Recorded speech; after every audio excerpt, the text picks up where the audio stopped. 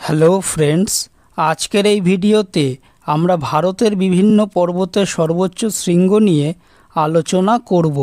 প্রথম প্রশ্ন, মহাকাল পর্বতের সর্বোচ্চ শৃঙ্গের নাম কি?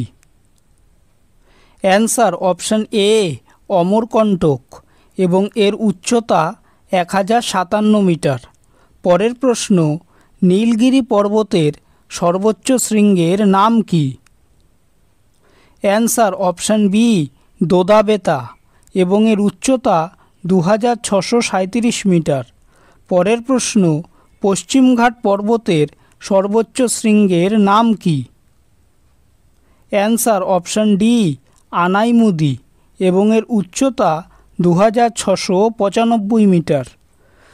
পরের প্রশ্ন, কুমায়ুন হিমালয়ের সর্বোচ্চ শৃঙ্গের নাম কি? অ্যান্সার অপশান এ ত্রিশূল এবং এর উচ্চতা 7120 মিটার। পরের প্রশ্ন, নাগা পাহাড়ের সর্বোচ্চ শৃঙ্গের নাম কি? অ্যান্সার অপশান এ সারামতি এবং এর উচ্চতা 3826 মিটার। পরের প্রশ্ন, হিমালয় পর্বতের সর্বোচ্চ শৃঙ্গের নাম কি?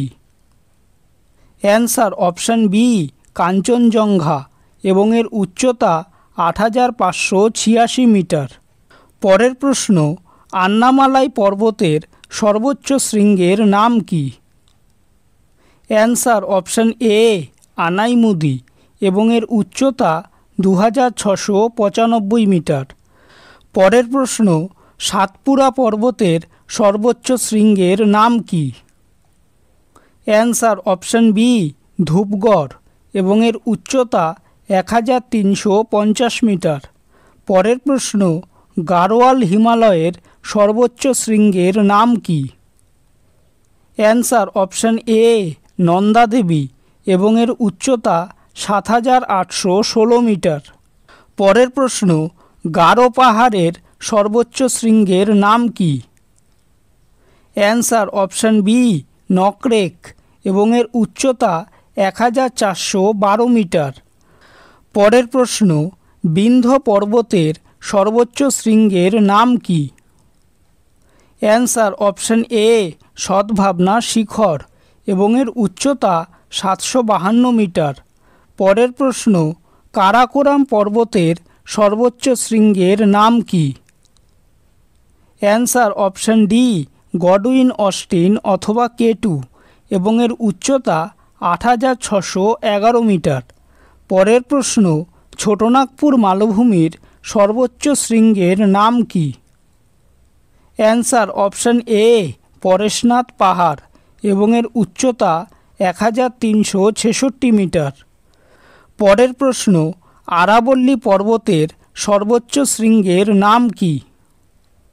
অ্যান্সার অপশান ডি গুরু শিখর এবং এর উচ্চতা 1722 metre.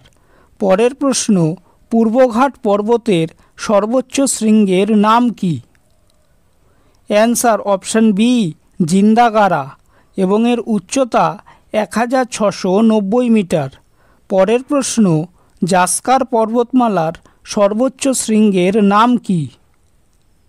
Answer option D Kamet এবং এর উচ্চতা 7756 মিটার। পরের প্রশ্ন, বাবাবুদান পাহাড়ের সর্বোচ্চ শৃঙ্গের নাম কি?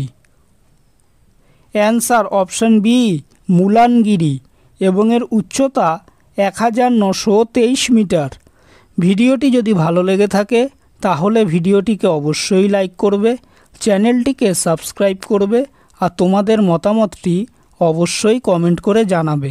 ধন্যবাদ।